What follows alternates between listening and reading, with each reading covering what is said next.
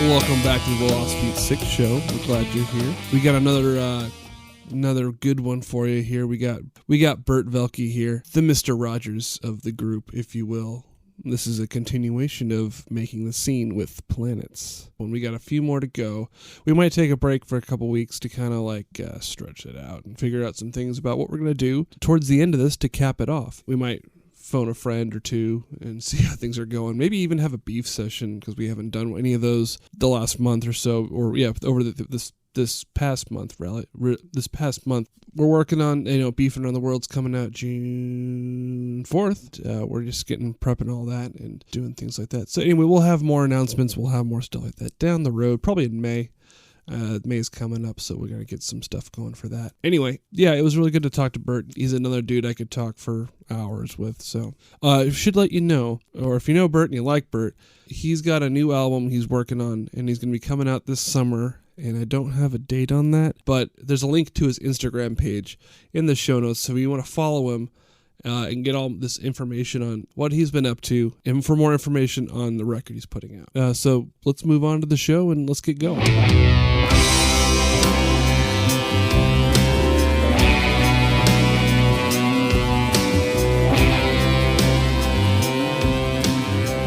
All right, man. Welcome to the show. Oh, thanks for having me. It's good to be with you. I'm so happy you're here. I've been looking forward to this one. Me too, man. We're both drinking coffee at the same time. How about that? Yeah. Any specific blend you got? Oh, what do I got here? I have Minas Gerais. It's a Brazilian blend, Pete's coffee. Okay. I am also drinking a Brazilian blend. Believe it or not, this is from Handlebar in Santa Barbara, though. Oh, nice. So it's a shout out to the. I do coffee reviews for the Lost Bites page. Oh, that's great. I love that. This counts as a shout out to go check that out, and if you're on the foodie side of things. Oh yeah. But anyway, how have you been? How are things going for you right now? Been all right. Doing well. It's been somewhat of a whirlwind this past year. I'm sure as it's been with many people, but it feels like things are starting to settle a little bit, which is nice. Kind of getting back into the groove of things and working and playing more music, slowly but surely. That's good. You just got back from a Bird Dog show. Right? I did, yeah. Okay. We just played. We played in Scottsdale, Arizona, and it was so cool, man. It was so great to be back on stage with the guys and to be performing in front of a live audience again. It was missed it so much, Yeah. It's good. I'm glad they're going back out or they're going. I know they've been doing work where they can find it. I know that, but it's been good to see the crew get back together, and it's exciting for a multitude of reasons, but absolutely, it's good. It's good. I'm glad you enjoyed it. Yeah, it was really great. And then you were you're currently back here in California right now, right? Yeah, I'm back in Los Angeles. Yeah, back at home, and starting to do some more stuff here and there, and get out and about a little bit more, which is nice. Yeah. I'm not staying inside as much as I was 6 months ago. So it's good, Yeah. There was that point, I think last year, where it was like, we have no idea what this is. And it's still kind of scary, and we don't know what's real, what's not. And so it becomes, you find out that, it doesn't really do much outdoors. You're like, okay, good. Space out outside, but get the sunshine and that sweet vitamin D. Oh, it's good for you. Sunny D, yeah. Yeah, I remember when all this started, like you said, pretty much about a year ago. When you think about it, the future seemed reality seemed rather opaque, because it was so hard to understand what was going on. And but I did try, even in the midst of it all, I did try to get as much sun as I could, and because I found myself just basically not moving for a couple 3 months like straight, and I was like, you know Yeah. what? I think I should go for a walk. I think it would be good for me, and then it was. Yeah, I managed to go to like take at least once a week, head up to Santa Barbara, which is a shorter drive for me, but it's just like it's a little, everybody's very conscious about being safe, but it's also like it's a nicer, it's such a mellow place in general. It's like, okay, just you can kind of decompress a little bit. Decompress a bit, yeah. There's not that many people on the beach.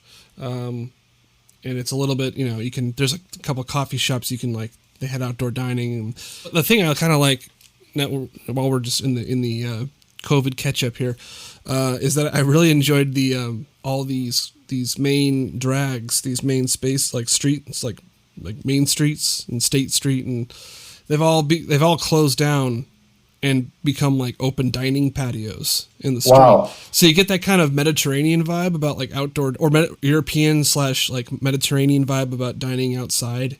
Yeah. You're seeing the waiters and the wait staff and come out like, in between the kitchen and, there's not much going on in the kitchen because it's not as exciting to be inside, in a cafe. 2019, I spent like 3 weeks in like Greece, just kind of roaming islands. Yeah.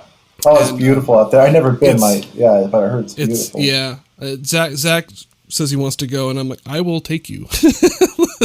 We're going together. I don't know if you know this. We're going back. Anyway, it was that kind of vibe of sitting out on a patio or on a like the streets, the sidewalk, or what do they call it? The cafes. Those like street cafes. Street cafes. And you're just kind of people watching, and there's a kind of cool vibe about that that's kind of brought out, and it'll probably have to go away when things get back to normal, which is kind of a bummer and to that point, but it's understandable. Well, maybe if it's something that people enjoy, maybe it can become more commonplace, or some people can embrace it, because I think there's something really special about that. Like, it's great going to a restaurant, it's great sitting down inside, and all that's good and well, but there's something very nice about, like you said, being outside, people watching. You're kind of in an experience. Your experience is not just the food you're eating, but the conversations you're having, with maybe the neighbor next to you and looking at the ocean. It's like, I love that. I really love that. And I can imagine it being like that. My folks, they had, my mom was, she was working in Europe. This is, 5-6 years ago. And I remember her and my dad saying that was one of the coolest experiences that they had. Yeah. When they were in Spain, or when they traveled down to Italy, to Santorini and all those beautiful places, is people just really like to enjoy life out there. And how do they enjoy it? They do it basically the same things that we do, but at a slower pace and with a bunch of other people. Yeah. The power lunch is not a thing there. Oh, no. Power lunch there is like 3 hours long. I love it. And I love it. It's amazing. I got the travel. I mean, I've had the travel bug for my folks kind of injected that early, but recently, since I've been been able to travel for work, because I've been touring for the last since 2018. Yeah. That kind of this is like, there's that sense, there's like a heightened endorphin rate, I think. I'm not sure if there's a science behind this, but I feel like there's something to like traveling to new places heightens the senses a little bit, where you're like looking for interesting food or smells, or you're more aware of the scenery around you, because it's a brand new place, or a place you think about. And so I've been meaning to go kick it. Actually, the plan was in 2020. The plan was to not travel because I was gonna save up a bunch of money because of the touring. The plan was I was gonna work my ass off, because in 2019 I spent a lot of money traveling. Right. And that's fine, and it was money well spent. But it was really, I'm like, okay, but I need to go to Florence. I have this. I'm a huge Renaissance buff as far as history is concerned. I'm a huge, and so I need to get to Florence. How the hell have I not been to Florence yet? I drove past on a train in 10 years ago. Yeah. And it was in the middle of summer, and it was told not to go to Florence because it was too hot, and it was just this thing. Even Rome for me was too hot. But Now it's like, I got to go back. There's a bunch of stuff that I did not comprehend when I first got the chance to go there. And now I need to like absorb it. And it was going to be a quick like week to Florence, and it was going to be sometime this year. Yeah. Ideally. But, anyway, the point was, obviously that didn't happen. So not only did I not, the plan succeeded, and the plan worked as far as not traveling. As far as not traveling, right. But the money never came in. Yeah. I remember beginning of 2020, I was taking like the family took us out to Hawaii. Nice. Which is nice. It was like, towards the end of the year, it was like around my birthday, and it was like, cool, birthday in Hawaii, I'll take it. That's cool. But I remember getting calls from Zach going, okay, we're trying to plan. I got tours I got to set up. I was going to Florida in January for my own tour, and I was getting calls about, we want to start recording stuff soon, like the Everly Brothers Experience, we want to record the show. Great. Let's talk. There's plans for scheduling, trying to things here and there. There's a couple other like potential projects I was going to be in on. It was really kind of cool. Yeah. And I'm looking at it, I'm like, oh, and I also, I wanted to start reorganizing Lost Beat 6 to do more, have more efficiency in the output, i.e. like a label. Yeah. And essentially, I was treating 2020 from January to March as quarter number one. Like I was treating the year as in like business quarters because it was that busy. Yeah. And I was at the Drummonds finishing the recording when I got the NBA news in Dallas that they shut the game down, and it's like, oh, we're in it. It's happening.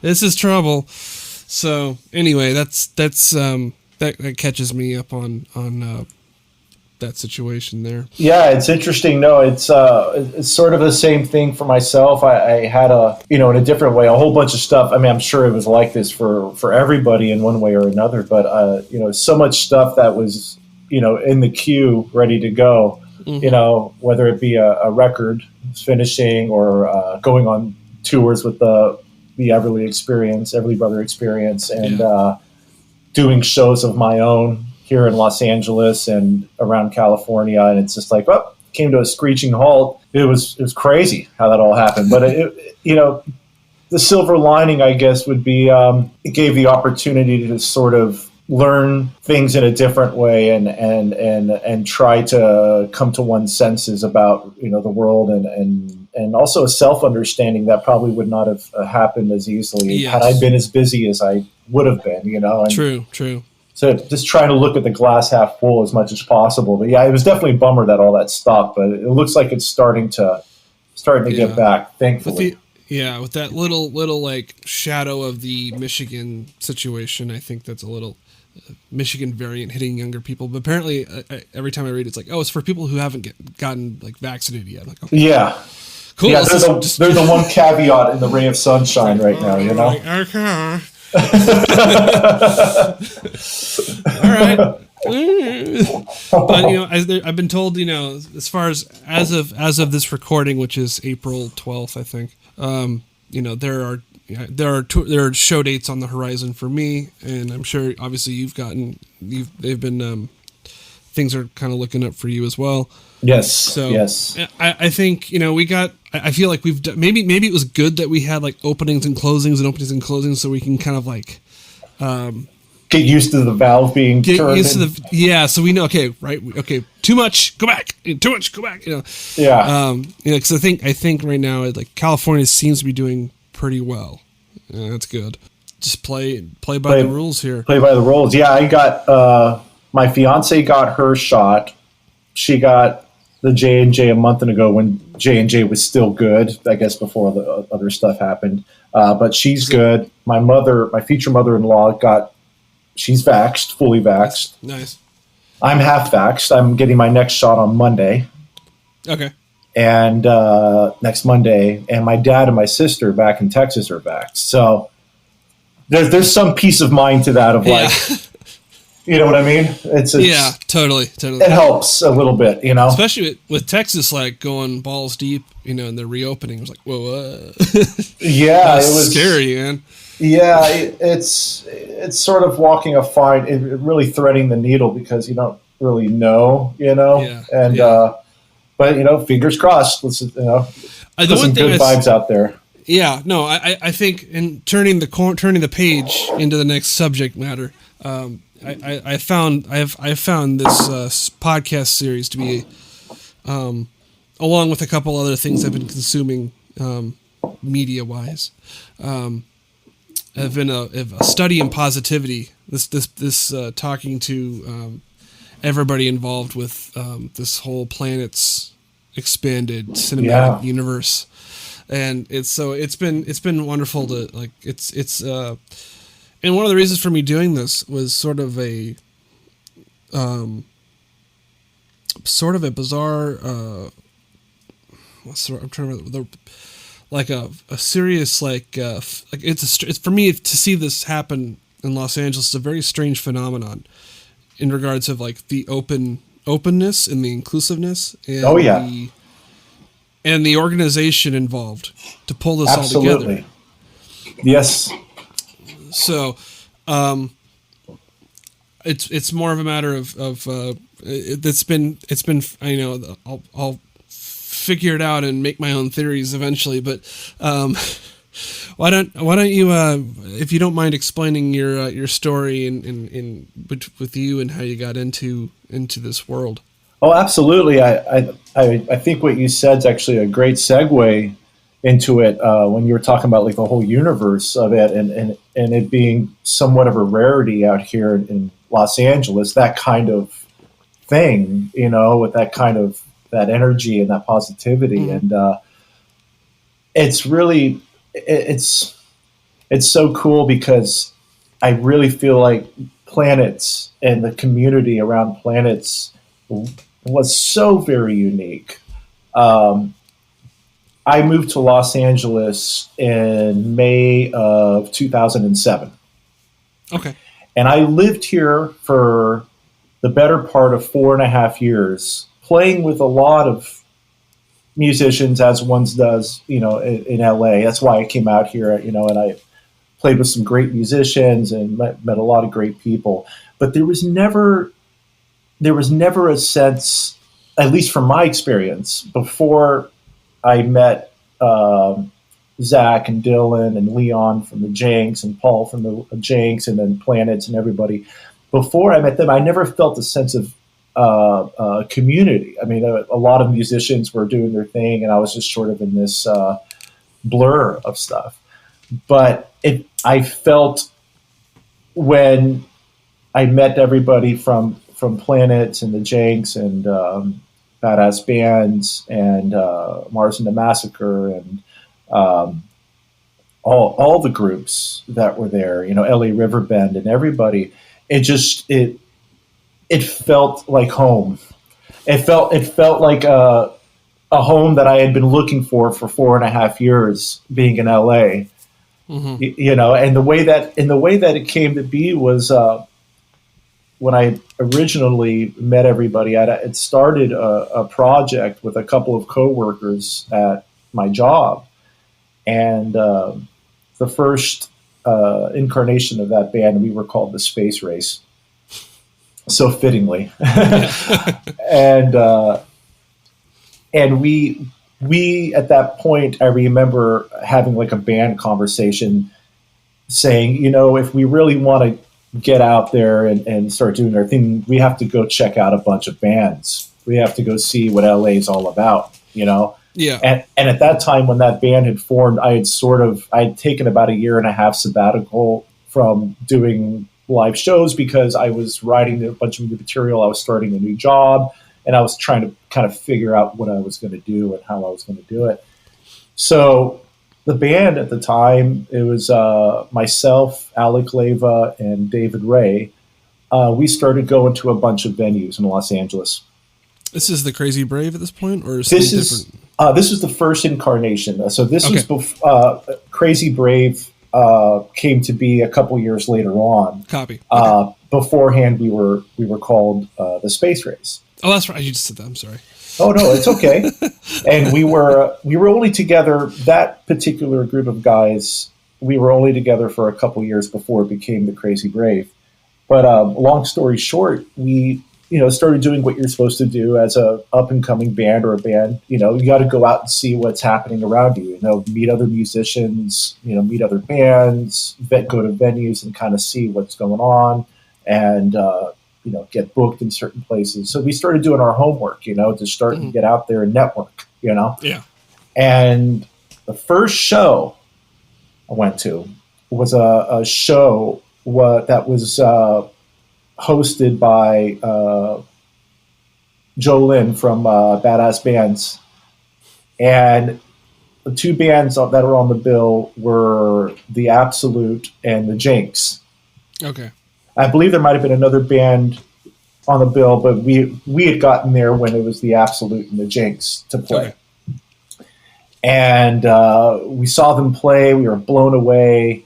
And it was like so cool. Just the whole environment was amazing. There was a bunch of people in the crowd, like singing songs singing along to the songs, and it was just amazing. Just like that was just sort of a glimpse, we're just blown away, and everybody was so sweet and so kind. And we were just immediately intrigued and immediately felt welcomed, And I think maybe it must have been a couple more months down the line. We were just looking up, okay, well, who's doing another show, and we were looking at, at the Janks, and the Janks were playing a show at O'Brien's at Santa Monica, and we're like, all right, we got to go see them. Because we were just blown away when we saw them live. It was just like, oh my God, Yeah. And we go see them over at O'Brien's, which is a small little Irish bar off of Main Street in Santa Monica. Yep. Yeah, I remember it. But it was packed. I mean, I'm talking wall to wall. It was packed, and really hot in there, a bunch of people. And the Janks play their set and just blow everybody away. It was amazing. And then a second band comes on the bill. And the room was really dark. The whole atmosphere changed for this second band. And Stilly comes up to the microphone and says, "We're PLaNETS, a little band from Alhambra." And I was just thinking to myself, I was like, Alhambra? No. I live in Alhambra. Nobody lives in Alhambra. And they launched into this performance art, rock theater experience, just all encompassing, all involving sort of thing.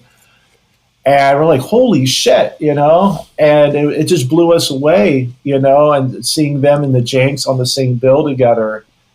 And it's really funny, like how it all happened, because it was like I met PLaNETS through the Janks, and then we find out that the guys from PLaNETS were literally living in a house 200 yards from my apartment. And like, what are the odds? I mean, I'm 30 miles away in Santa Monica, and I'm going to see a band that lives less than a block away from me. Very serendipitous, if you ask me. Now, how did you find yourself in Alhambra? Alhambra. Well, my fiance and I, we started dating around actually the same time. This was back in, it was actually 2010 that we started dating. And when I first met the guys, which was 2011, if I'm not mistaken, sometime in the fall 2011, we were living together at that time. Okay. And I had been living in downtown for a few years, and she and I had been dating for about a year and a half, and we just came to the consensus, hey, let's just move in together, So the timing of everything, just the way that it happened, it was just so magical, And I remember going to see.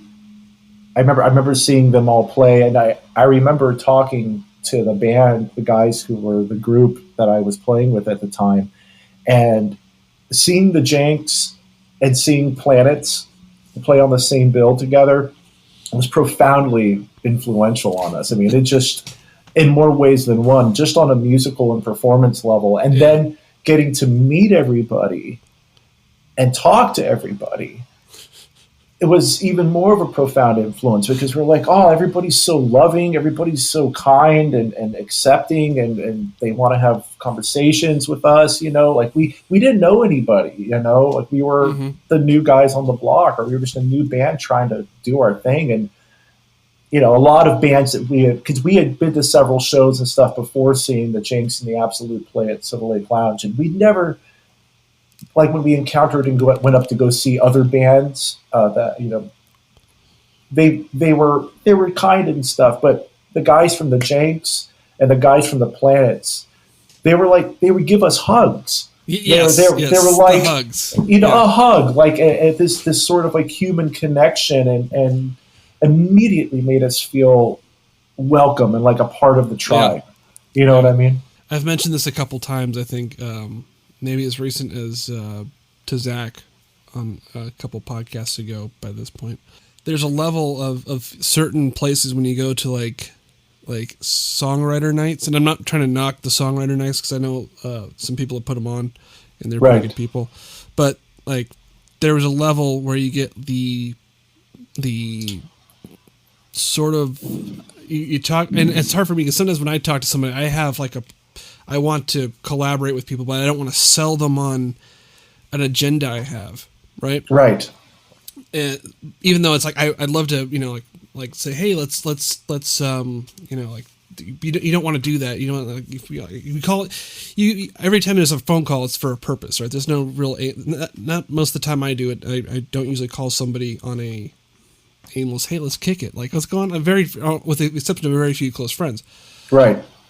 So, like, the idea of, and this is one of the first times where I like, Zach and Dylan might be the first group of people that was the reverse of that, where it's like, hey, let's hang out, let's talk, let's chat on the phone, let's hang out, and then, then we'll do, so there's like the lack of that openness and that, or that openness in that lack of agenda was so disarming for me, because I don't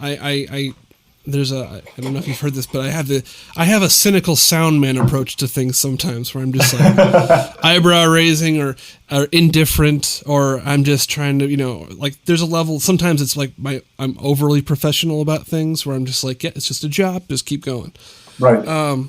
And it's for the most part, but sometimes you want to, if you had a good experience with somebody, you want to like say, hey, that was, be friendly about it, so you can, one, keep your job. Yeah. But anyway, it's something I don't expect in this town or that town. I live outside. And so the, it really makes you want to, it's like a feedback loop where you want to, it's like that, it's that like law of it, like that's reciprocal law of, or the law of reciprocity in influence. Yes. Absolutely. Where it's like, wow, you just give stuff, and you want to give back. Yeah, which is really cool. Yeah, so, it's very, very much so. Like I the first 4 years I was in Los Angeles, a friend of mine, he kind of gave me this sort of like rundown. This guy who was living in Los Angeles, brilliant guy, but he was like, I moved to LA. I was 22 years old. I was, right out of. I moved here from Portland, Oregon. I was still very young and just trying to figure things out. And he goes, just so you know, LA is a sink or swim city, and I was trying to, compute that in my head as a 22-year-old, with the, starry eyes and all this kind of naivete, if you will, and he was absolutely right, because that first 4 years, that's what I experienced, even though there was a lot of good experiences, but it was when I met the guys from PLaNETS and Jinx and all the other bands in that orbit that they brought within their orbit, Yes. That whole sink or swim thing didn't exist anymore. It was like, hold on, this is a real community. These are good people, creative, brilliant, and caring, and they want it to be inclusive, and it was so refreshing, and I love how that all happened. It was really, I feel very blessed and fortunate to have gotten to experience that, and to know everybody that I know now. Yeah. I think something Zach also said was, I think he was referring to the famine mentality versus the abundance mentality. And I think a lot of communities do better when you have that support of people that, if one succeeds, we all succeed in kind of element, Yeah. It's sometimes hard to fix, and maybe it might be the personality involved, or right. the type of people where I noticed, and there's like a trend. There's the famous stereotype of Los Angeles being like the transient town. Everybody comes here with a goal, with an ambition, with a certain level of motivation, and it's really hard to make it and all that stuff. Right. And most of the people I've talked to are not. Only a handful of people are actually like born and raised in like Southern California. Yeah. Like or this area.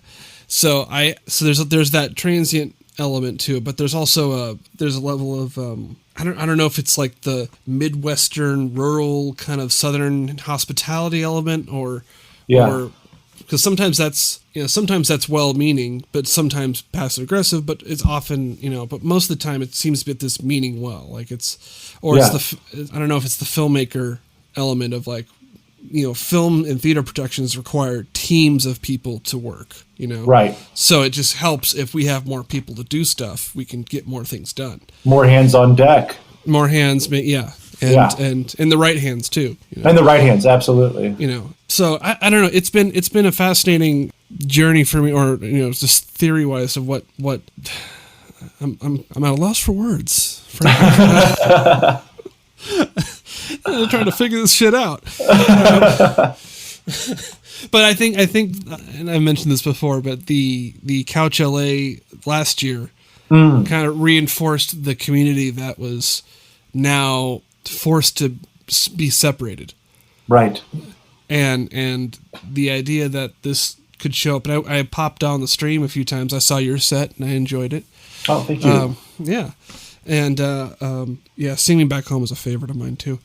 I love that one. Go on, Merle Haggard. Oh, Merle. Bakersfield boy.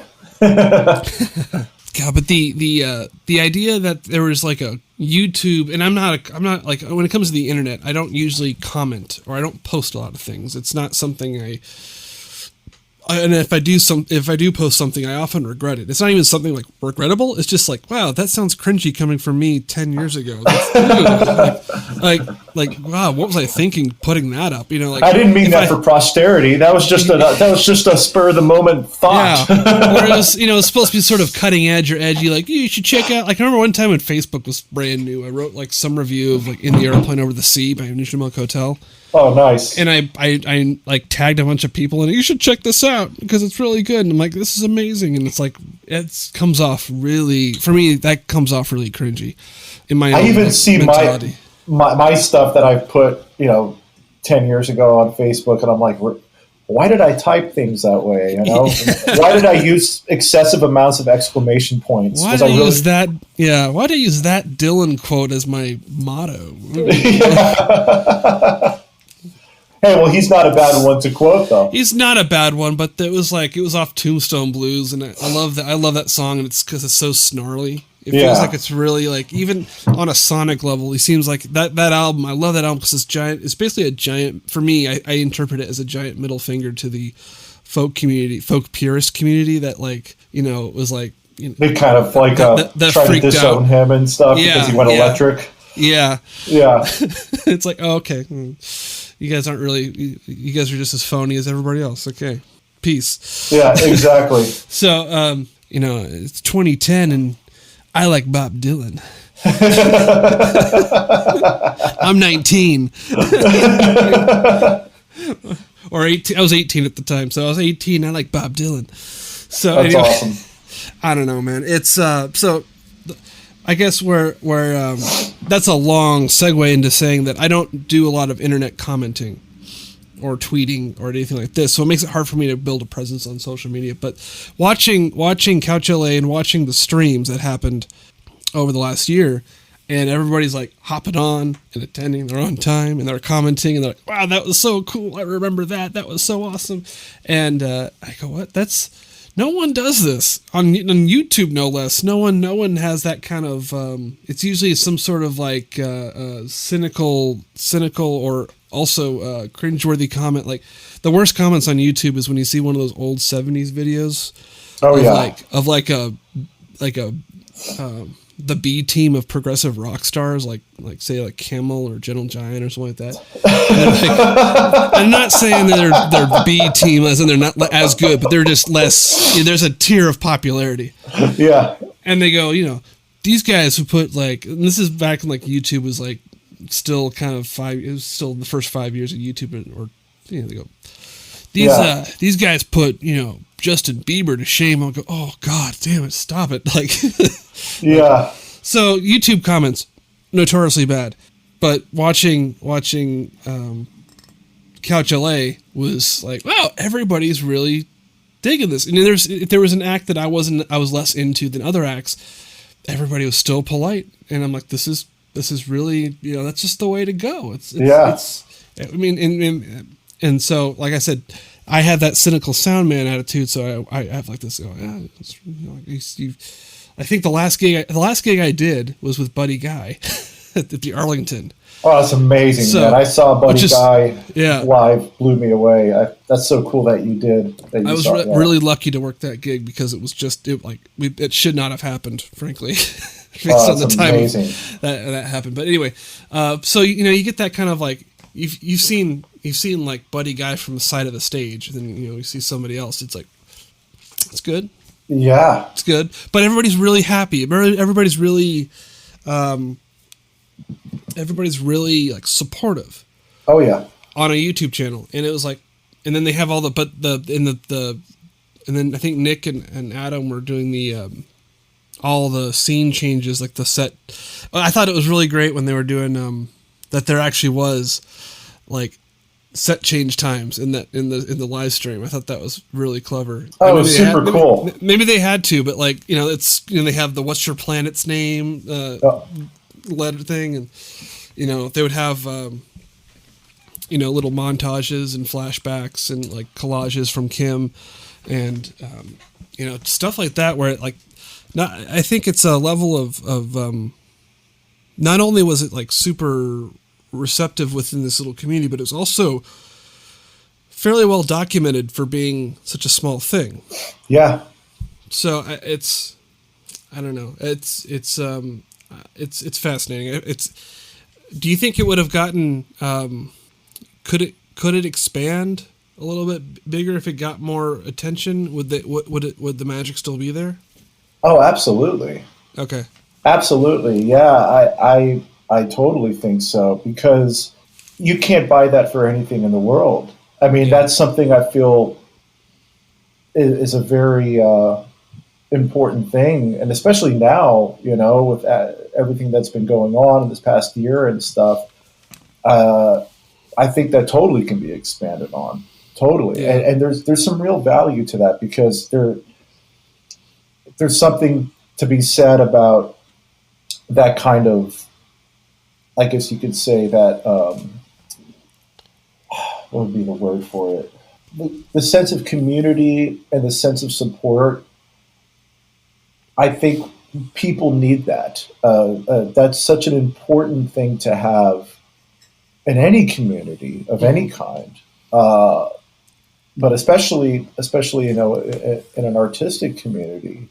It's sort of it's interesting how it all comes to be. It's this sort of creative energy, like you were saying earlier about a feedback loop. There's something about that sort of creative energy and community and all in this together. When you put all that stuff together, it really it almost sort of exponentially grows on itself, because people are immediately attracted to that. People want to be a part of something like that. And I think that's one of the special traits of PLaNETS that they had, was that they, like I was saying earlier, like they bring everybody into their orbit. You know, Yes, they do. whether you were a band, a musician, a fan, just a person hanging out, you were a planet. Like PLaNETS were the core group of people that were doing the performances and all this, but on the same token, everybody else was a planet. Everybody in the audience was a planet or a moon or this something, part of the Oort cloud, get cosmological about it. It's but you were part of it. You were part of it, Just an asteroid. An asteroid. Yeah, absolutely. Any of it. A comet, just passing by. Yep. I think that was such a true beauty of it was that for me personally, it was sort of like a reflective experience where I learned a lot more about myself and I learned a lot more about the community and what art was really about. And through that experience with them and the community, it really shined a light on what could be, not just what is, but what is possible. What could be made, what can we do differently, and PLaNETS were such a catalyst for that because they were always pushing to open new doors in new ways, and keeping the community involved through all those processes, whether it be a tribute show for Nirvana or Pink Floyd or an actual or a Halloween show or a PLaNETS show or a hangout at their house when everyone's singing karaoke together around a bonfire or any of that stuff. It was all part of the same movement, if you will. It was all they were all sort of just branches of this kind of spirit, And I think people were really receptive to that. And I think that could definitely be expanded upon, especially with everything that's going on and that's been going on. I think that's something that's a very valuable thing that a lot of people would benefit from across the board, Mm-hmm. Yeah, I dig it. No, that was beautiful. Oh, yeah, we were talking about King Crimson before we came on the air, and there's a couple Fripp quotes that I'm going to botch, but paraphrase at the best I can. The first one being, we were talking about the sort of planet, the gravitational pull and the orbit and all that stuff. Yeah. I think there was a point where I think Fripp was discussing, I think it was like right around the time of like 74, like that New York Central Park show. Which was like that was the last official show of that lineup. Before he shut down for the rest of the 70s. Yeah. And he talked about this sort of magical chemistry between audience and artist. Performer and audience. And when you get that sort of, and there's a handful of times you could see it on a film, that it permeates the film sometimes. I think when I think of that, I think of like Sly and the Family Stone at Woodstock. It's like probably like it captures that for me. That's one of those few like, oh my gosh, you can see the band just kicking ass. You can see the music lover. You can hear the crowd. You can't see it. That's the cool part. You can't see. There's no lights on that crowd, and you can just and you can hear them going higher. And keep going, exactly. Higher. Yeah. Beautiful. Awesome. Yeah. And I've been lucky enough to go to a couple shows where that was a similar vibe. And one was actually when Jeff Mangum came back to play a solo stint at the Orpheum Theater. Yeah. It was like in between Coachella weeks. And that was at the point where Neutral Milk Hotel had not gotten back together yet. They had not like he was making a brief appearance, and it was sort of a rarity, so get in while you can. And that like we were positioned in the theater to see on the side of the theater, so I could see the stage, and I could see a panoramic of the rest of the audience, and just the ability of everybody singing along in a theater with the reverberation of the crowd singing with the artist. It was like there's a spine tingling moment with that, and that happens only a few times. Yeah, and I think there's one other moment, but I can't think about it. But anyway, Neutral Milk Hotel had Jeff Mangum had the ability to do that anyway. And you could see it permeate off of the Troubadour show or some of the Dark City shows and some of those other or even For me, it was like Father Time's Christmas Special 2016 edition. Oh yeah, I was there. I remember because we had just met. We had just met. I remember. Yeah, because we did the Whitefire gig just before that. A week or two before that. Yeah. And then I walked down to Casey's and I saw you. I'm like, oh, Bert's here. I remember that was such a great night. Brandon's here. Okay, I just work with these are nice people. I like these people. Oh, they're in the show too. This is phenomenal. And then all of a sudden, like, like Nathaniel's like rollicking on the floor, singing like just jump into the fire, and I'm just like, this is something special. This is something. I wasn't sure if I would be able to insert myself into these groups because I just I'm not around as much because of my ability. I just live too far away. Not really, but also it's just like I don't know these people. This is crazy, but it's something that I really wanted to do with Lost Beat 6 because that's what I named the freaking company, or that's what I named it after. It was named after like these creative communities throughout at least the 20th century, but like these groups that were like very unknown, DIY, working it out, grinding stuff. So like, and so if you couldn't tell yet, I have a fascination with creative collective communities that like feed off each other and kind of motivate. It's like a very light competitive nature or inspiration. Like, oh, he's putting out a record, I gotta put out a record. Like, because we want to make sure we want to promote each other, and then like, hey, we could play the same show and probably double the audience, and then So it's a cool thing, and it's hard to do. It's hard to force. As if I could force it, I would.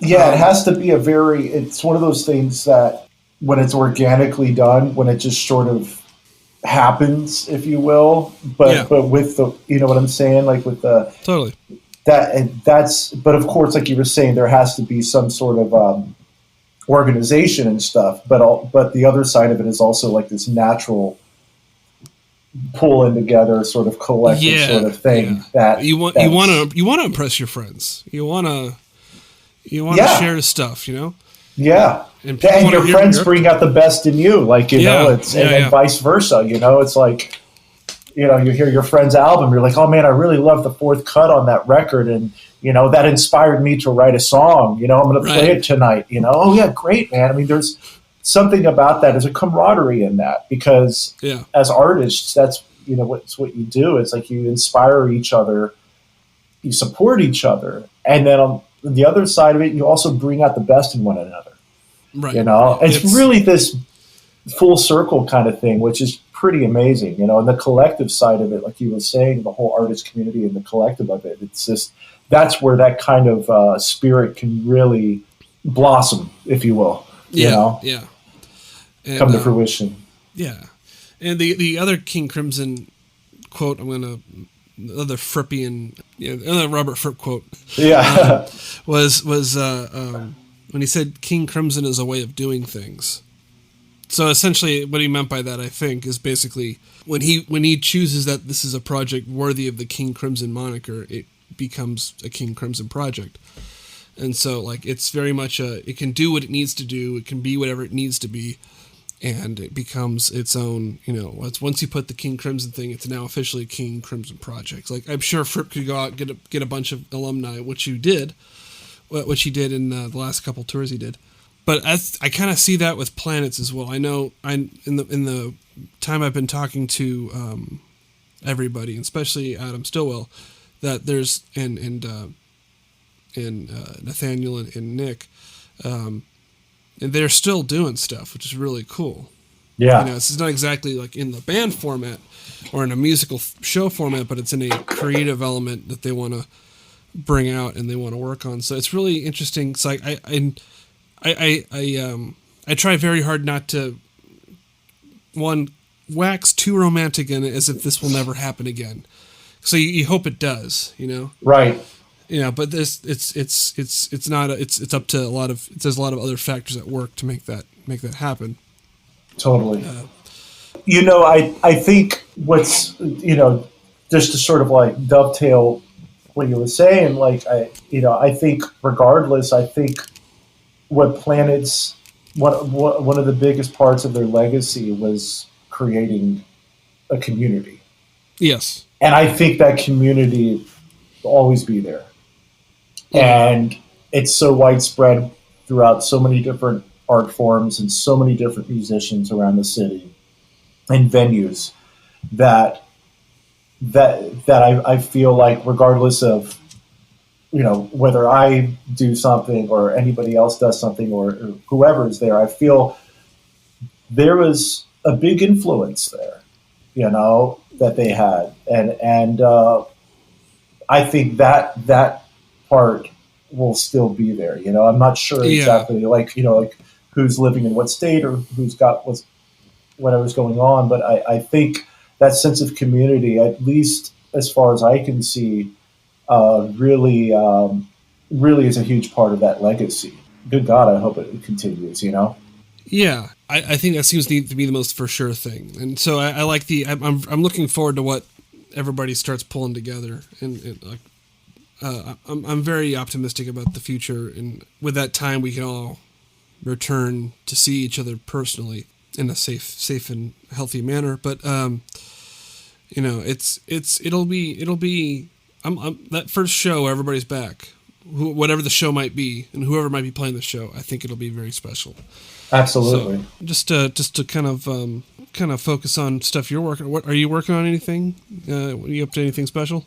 Well, kind of funny that going from our conversation about what we were just talking about, I'm actually, and all these guys met through PLaNETS and Badass Bands, really, really good friends. I'm actually working on a project right now with Shane Graham, who plays in Dream Faces, Ethan Walden, and Peter Daugherty from Mars and the Massacre. Okay. And we're actually in the beginning phases of a project right now. Oh, wonderful. Yeah, a bunch of bands that met and played a bunch of shows with the PLaNETS orbit, and we're all still kind of doing our own things with our own. We all have our own projects, but that's something that's come into fruition in the past few months, and we're really excited about. We've been doing a bunch of songwriting and just trying to get some material together remotely, which has been interesting, and just trying to do what you can on a computer, but it's been a really welcome challenge.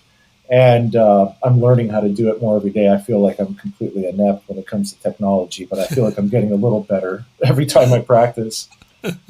And that's really interesting. I'm really looking forward to seeing that project evolve and seeing what happens. And another one that I was doing, I was actually the beginning of last year of 2020, I was about halfway done recording a solo record. See Me Back Home, the one I played at the Couch Nice. LA performance. That's one of the songs that's featured on there, amongst a couple others. Yeah, it's a record. Originally, it was going to be about 10 songs. I've whittled it down to about 8. Solo album, got a couple covers on there. Both Burley Jr. and Burley Sr. are featured on the album. Oh, nice. They're doing percussion and drums. Oh, that's great. I'm so blessed to have them, and it's so exciting. Yeah. And got it recorded over at Moose Cat Recording. Other good buddies of ours from the PLaNETS community and everybody. Young Creatures is another band. And Mike Post is an engineer himself, and he helped me record the record. Oh, wonderful!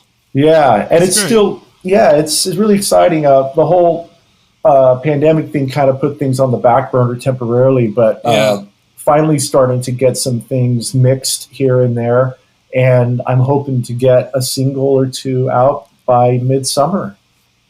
Awesome. That's great. Yeah. And so instead of releasing it as a whole record, which I think I'll probably end up doing down the line, I'm just going to take a couple, 3 songs and just release them as singles. And that tends to be the trend these days. And I'm not saying trend isn't a bad thing, but more of it seems to be the way to do it on a streaming level, because the way Spotify works, I don't know if you know this. Yeah. Spotify, you can pitch to Spotify through your Spotify for Artists page. Right. But you can only pitch one song. So if you pitch like an EP or an album, you got to pick one song to represent the whole thing, or the one that you feel can best, either your favorite track or the one you feel is best represents what might be suitable for their algorithm playlist people to kind of, put it in a playlist that they think they might like. Doesn't happen too often, because it feels there's a little bit of a uphill battle in general with streaming sites and solo artists, but unsigned artists rather, but in India. Yeah, what are your thoughts on that? Do you think that's sort of a sorry to digress here, but do you think that like, let's say just for example, you have a 10-song album or a double length or triple length album, and it's more of a conceptualized piece where all the pieces have to work together in unison. I'm glad you asked this, because this is something we are doing. I can not that I'm not that the Psychedelic Space Beef Band is the standard for success, because we have 27 followers on a whole 27 followers. Anyway, 28 now. Oh, hell yeah. I'm on board, brother. I don't do a lot of call to actions on this pod, but don't like and subscribe to this podcast. Like and subscribe the goddamn Psychedelic Space Beef Band. Anyway, no, but basically what we've been trying to do is that we've had a bunch of, this album has taken about 2 years to make, because it's about a 22-song record, and we keep coming with ideas because it's a giant concept record in which there's like a virtual tour. Or a conceptual tour, like we go to one city. There's a city and a date involved with each song, and it goes basically. There's a domestic half, and then there's like an international half.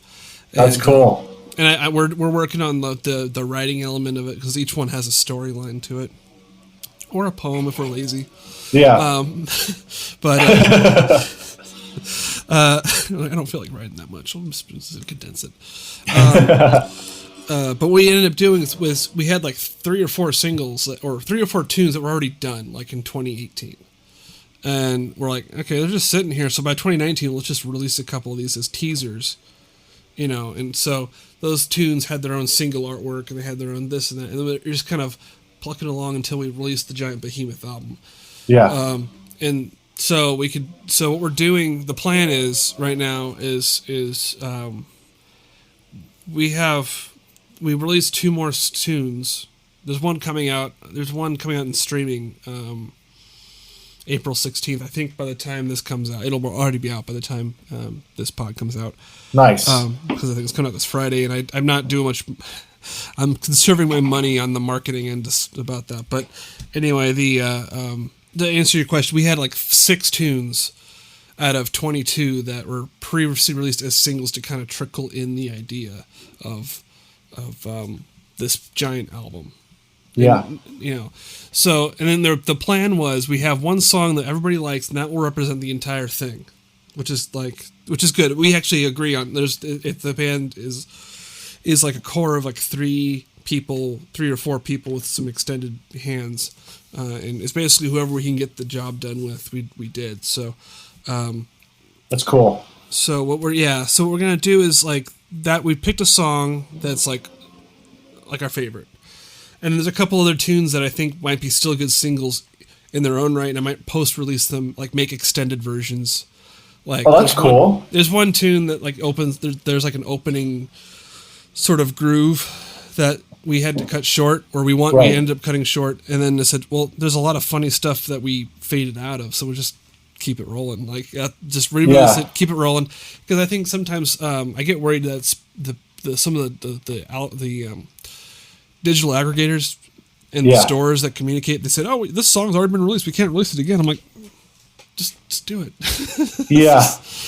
Put it in as a different ISRC, whatever. It's different code. Yeah, put a different code on it and just go or retitle it as an out. And it's district like I like a lot of DistroKid's pretty easy, but it's also it worries me that it's kind of a pain in the ass in regards to if you want to make a change, you got to take the whole thing down, put it back up, and then sometimes it goes, well, it's already there. I'm like, no, it's not.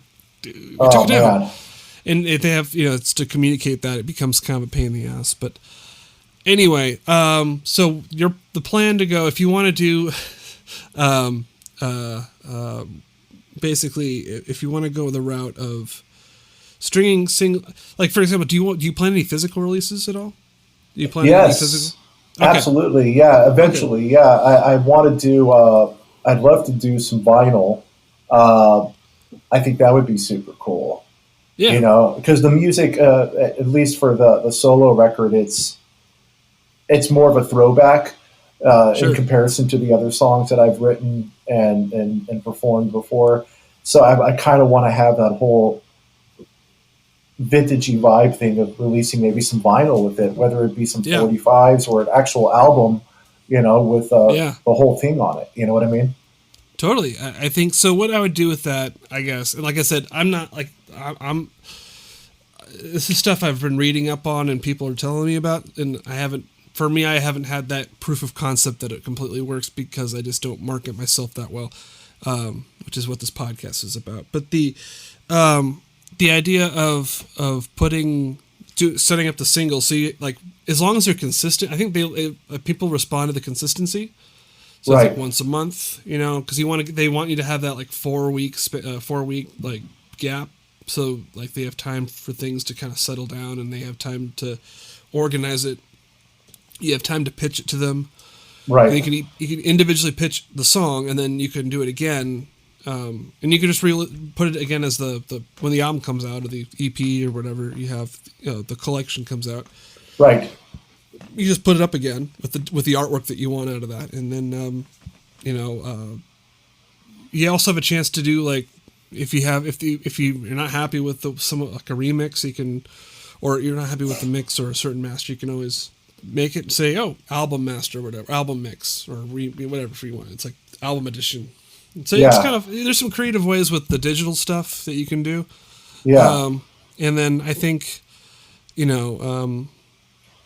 with the vinyl stuff, I think that'll the stuff, like I said, stuff I'm looking into because I think that might actually I might be able to recoup the investment and actually have some, like I said, forces making the investment into pressing these things forces you to actually sell it to people, or else it's going to build up in your closet.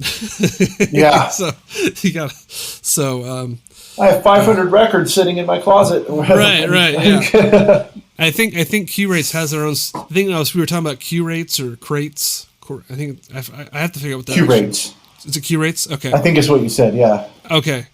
I think they actually have their own self-storage, which is really cool. So you can probably press a bunch and then ship it to where you want it, where you need it, which is kind of that is probably the handiest thing I've ever heard of.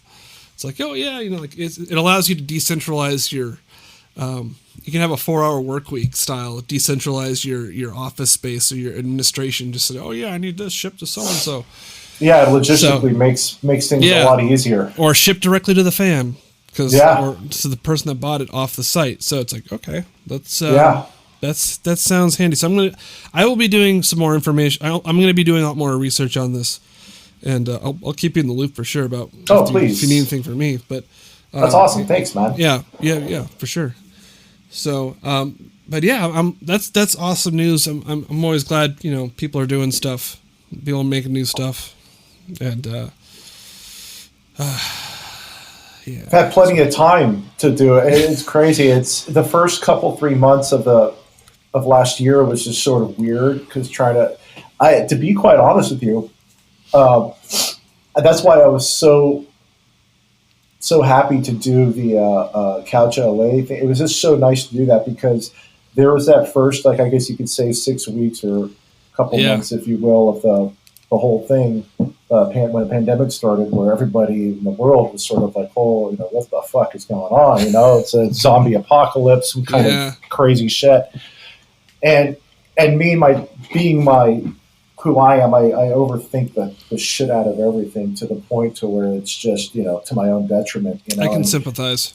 It was so nice to get that invitation from Stilly to do that, because it was sort of like a glimmer of light. It's like, okay, let's let a ray of sunshine here into everybody's lives, and we got to get back into that thing again, that sense of community and creativity.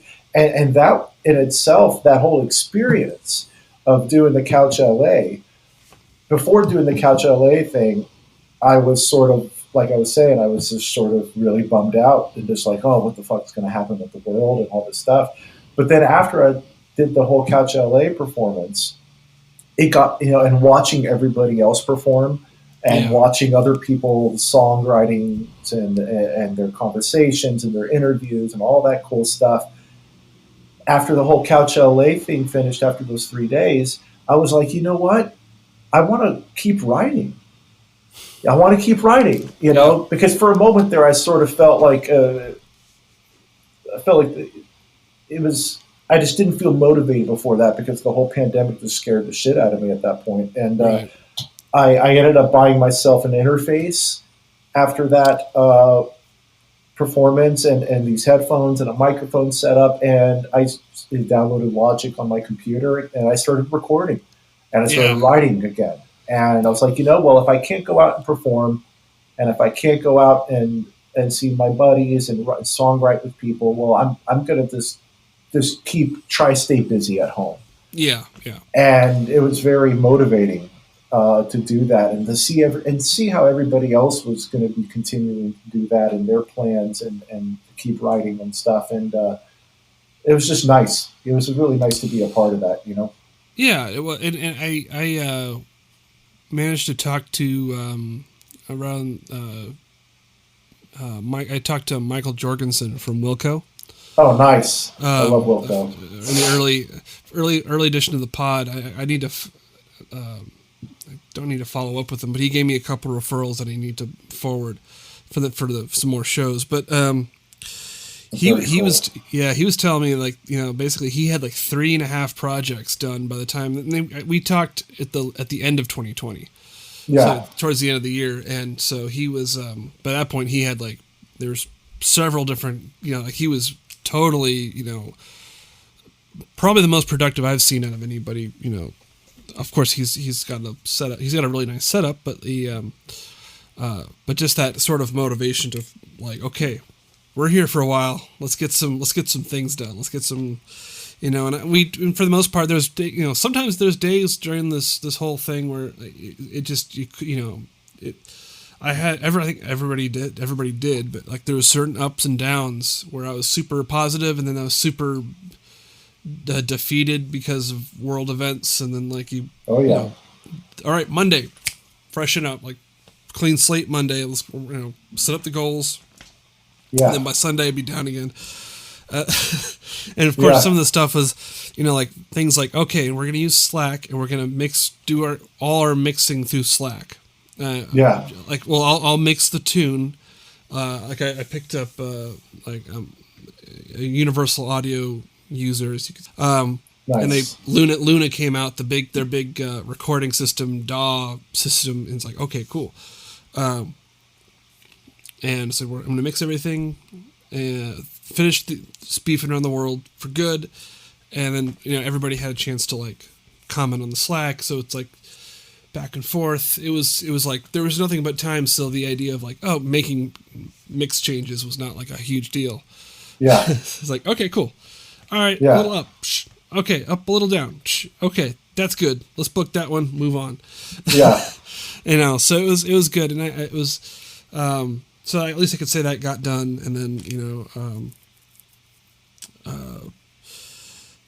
just the finishing everything else. And I think the podcast came around the end of 2020. Like, this is something we need to get back to doing, because I think I have some ideas, and I think part of it was being in Tennessee with Zemed brothers, and then coming Yeah, back. they were saying that you guys were hanging out when I saw them in Arizona. Yeah, they were. That's so cool. It was funny because the Deltas were moving out there too. Yeah, that's what Zach and Dylan were saying. And so now they're out there. They're Tennessee boys now. So they're now, and but they were still house hunting while we were out there. So it was a full house of Ted, John, Zach, Dylan, myself, and we're just like, wow, this is it was a little like a sort of a Grateful Dead style. Who stole my milk? So, it didn't happen. But but anyway, it was a really fun situation at times where it's like you could like people coming in and out. I mostly stayed indoors because I was more scared of COVID, I think, than they were. But being on a plane, coming back from a plane, and then like they were playing shows. They're still playing. I mean, they were playing shows, and I think at that point they had to, because I think they're trying. I know Zach or Ted and John are doing a lot to establish themselves. Yeah, in that community, which I think they're doing. Seems like they're doing a great job of. It's been a while since I talked to them. Because they were touring a bunch, and they really developed a lot of momentum. Because they were on the road. They were all the time. Right. Yeah. And really just building and building and building and building. Yeah. It's like, Yeah, and then when they lost their home in the fire, I think that was just the tragedy. Their kind of their anchor of staying in California was sort of like released, if you will. Yeah. So like, okay, we can go. It's just easier to travel around here and there, and do our own thing. Yeah. I'm happy. I really like California. Is hard for me to quit. Yeah. It's hard if you're like I said. I'm born, raised. I'm still living at home in Camarillo. Yeah. I should have said at home. Whenever you say Camarillo, I always think of the Frank Zappa song. Yeah. Camarillo Brio. Yeah. Overnight sensation. With the Mendocino Beano, yeah. The Mendocino Beano, there you go. Yeah. Is that a Sears poncho or a Mexican poncho? What a song. What an album. No that fooling. Is. Yeah, that's a great album. I think Ambrosia had a Camarillo song too, but I should talk to. That's something I should ask Burley about next time I see him. But anyway, yeah, it's I like the idea. I really enjoy the idea of like. I kind of adapted this sort of being a huge Beat Generation fan. The idea of like there's a giant triangle between San Francisco, New York, and Mexico City, and so you have the ability just to kind of commute in a cycle where you're just like in certain places, at certain times a year. That's exactly. I was just. It's funny that you mentioned that. I mean, I've been one of the books that I have here. I mean, you probably know this book. Oh. You have it? There you go. This is Visions of Cody, but yeah. That's awesome. Yeah. Little Jack Kerouac, Yep. It's I just finished his biography about a week ago. Yeah. And then I cool thing, and I think I'm going to tease this now on the podcast, that I think when I'm finished with this mini series of Making the Scenes Planet Edition, I'm actually going to try to make that quantum leap into trying to take on the beats if I can. It's a task and a half because most of them are dead now. Yeah. But we have these curators. The City Lights is still there. The Beat. I really cool story, and I'm going to shout out to the Beat Museum in North Beach in San Francisco. I think it's across the street from City Lights. Nice. But they have the Beat Museum and gift shop, where it's basically like a little museum attic, and like they have a car and the thing. It's a book, and they have a bookstore in there where you can buy any. That's where I bought all these books. I actually ordered it. Don't buy your Beat Generation books from Amazon. Buy it from the Beat Museum or City Lights. The Beat Museum. And City Lights. Yeah. There's this one. There's like I think it's owned and operated by like one guy. Yeah. And he's. I love that. And it's great because I'm ordering all these books online, and I made a duplicated an order because I also bought some walking tours. Yeah, they have these little books that you can buy where you can go like, oh, here's where if you like the Beats Abroad or locations in New York and San Francisco you can go check out. Yeah, and you can go see him. And I may have duplicated one of the orders, and I wanted to order Visions of Cody on top of that. And so he actually called me. That's amazing. On his personal cell phone, saying, "Hey, I got your order here, and it looks like I'm going to duplicate that. Can I write you a check?" I'm like, "Sure, that's fine," because I don't want to do the credit card thing. I'm like, no worries. And he goes, "Yeah. Oh, by the way, like if you want to," and then I was thinking about buying a nicer edition of it, like because I think Visions of Cody is like one of those works that, I mean, I haven't read it, so I've read my Dharma Bums is like my favorite book of all the Kerouac books. Yeah, it's a phenomenal piece. Yeah, and On the Road is still very good. It's essential. Yeah. Yeah. And I think he goes, "Oh yeah, I have a $19 version, and so the book you just bought was $18. So if you don't mind, like it's just I'll swallow the $1 for you, and I'll just send you that copy, and I don't have to write you a check." I'm like, perfect, that's great. The fact that awesome. Like we were just talking, like it was just like a passion project of his, but he's got all the collection there, and it's a great bookstore. I think he's got vinyl there. I think he's got this is the best part. If you actually go there in person, they have like every edition of every Playboy, or from like way back since the 50s. Wow! So if you want to get some historical, yeah. So if you want to buy some like vintage copies of Playboy from 1968, you can with Brigitte Bardot. Yeah, that's the place to go. Yeah, like an article all on body painting, you can get it. Psychedelic body painting from 1967. Exactly. Yeah, we're gonna. Yeah. The breaking down we're gonna on the set of Barbarella. Hippies from the hate. Yeah. What is hippie chic? Now you know which copy I bought. But so that might be the next one I tackle, because I feel like those people are very. It just depends on the approachability of all these people, and that's what makes this PLaNETS thing really great, is the approachability to kind of like break it down. And so that might be the next. Then once I finish this mini project, because the podcast I want essentially to have. This is like a recurring theme right now, but I'm just kind of building myself up to be in a podcasting mode. So talking to you and talking to a lot of other friendly people that are in a more local scene is good for generating the feedback and resonating the idea of what this podcast is going to be. But I want to bring on a bunch of different people. Yeah. From all different creative walks. I know my friend Ryan wants to bring on like chefs and cooks and stuff, and I want to talk to like writers and film, other people. On top of like music commentary. I think we're labeled under music commentary because it's what we do best. But essentially, it's a lot of different things. But obviously, the idea is behind this is a collective sensibility, which is what those beats were all about. That's kind of the heart of On the Road. Yeah, that triangle. So anyway, like, even going back to like, we have a Tennessee hub now. Yeah, like that. I don't want to, but I think like the idea of like, every time I go to, I've been lucky enough to go to the Zemed's new place twice, maybe twice, and it's been they've built a very creative atmosphere there. Oh, totally. You've been there. Been there a few times. Yeah, on tours where we were some pit stops there for a few days. It was so cool, man. Just like hanging out with Zach. Like I was staying in the room upstairs, and I'd hear him listening to the birds, and I'd be like, "Oh, what's that going on?" And he has his record player coming out of his deluxe Fender, and he's sitting there playing bass. It's like, "Oh, hey, let's play some guitar for a couple hours." Oh, and then, let's go downstairs and get a coffee from Dylan. Dylan's downstairs playing some keyboards or guitar, and then we all started jamming. Hey, let's have an espresso and play some songs. And then it was. I love that. I just love that feel.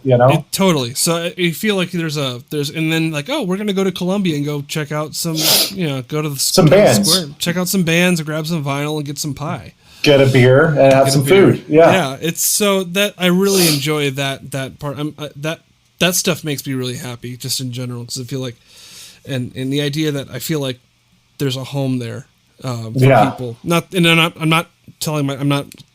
not trying to imply that we're all invited to go hang out there. We're inviting ourselves to hang out there, but they're very open to the idea of us coming in. They're very receptive hosts. Very loving, very receptive. Very loving, very hospitality is a high quality, of a high caliber.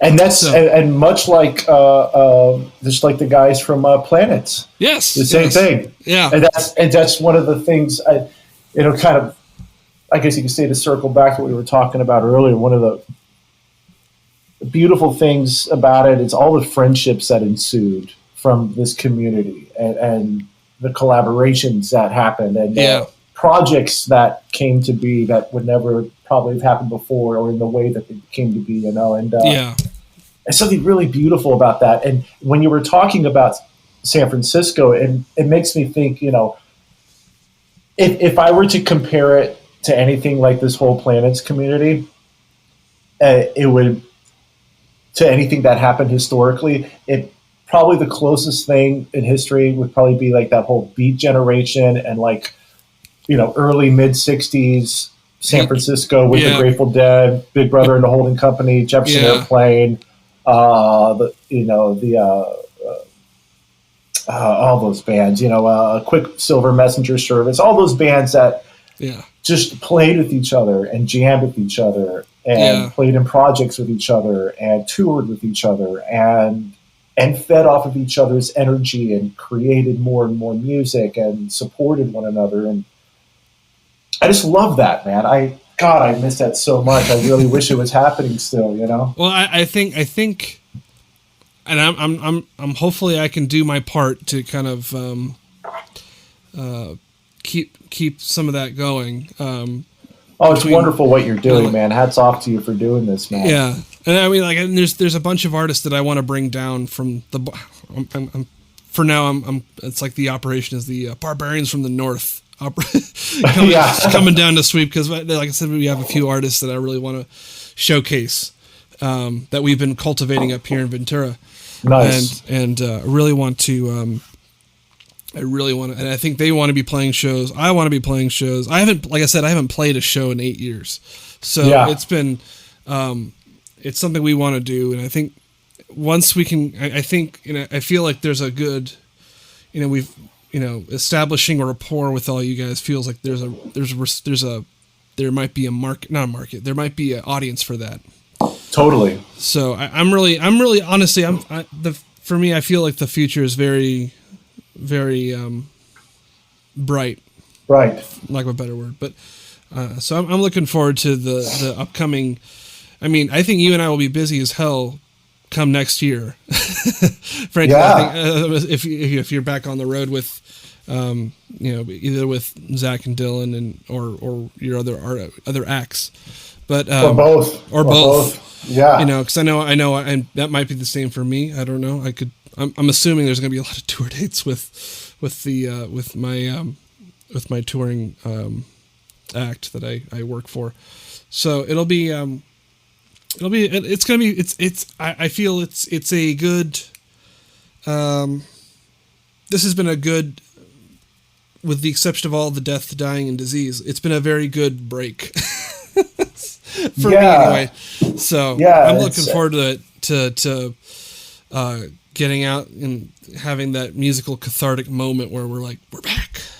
Yeah, man. I think it's going to happen, it's going to happen, and people are going to be really, especially after all the shit that's been happening this past year. I think people really need it. I think people really need it, and they want to be going out to see shows, and they want to be a part of a performance, and to do things like that. It's important, It's important to have that in society. I think it's so important to have that sort of creative expression and also just to be working again, just to be able to get back to work and to be able to go on living life and be able to continue to survive. I think that's really important. Yeah. So anyway, it was, dude, I could talk to you all day. I could talk to you all day. That's fantastic. I appreciate that. Oh, and, dude, it's wonderful, man. It's so great speaking with you. Yeah, it's good to see you as well. You're welcome back on the show anytime you like. If you say, hey, Steven, I want to talk on the pod, you're welcome to come on. We'll make it happen. I look forward to seeing you in person very soon. You too, my friend. I can't wait, man. All right, take care now. You too, buddy.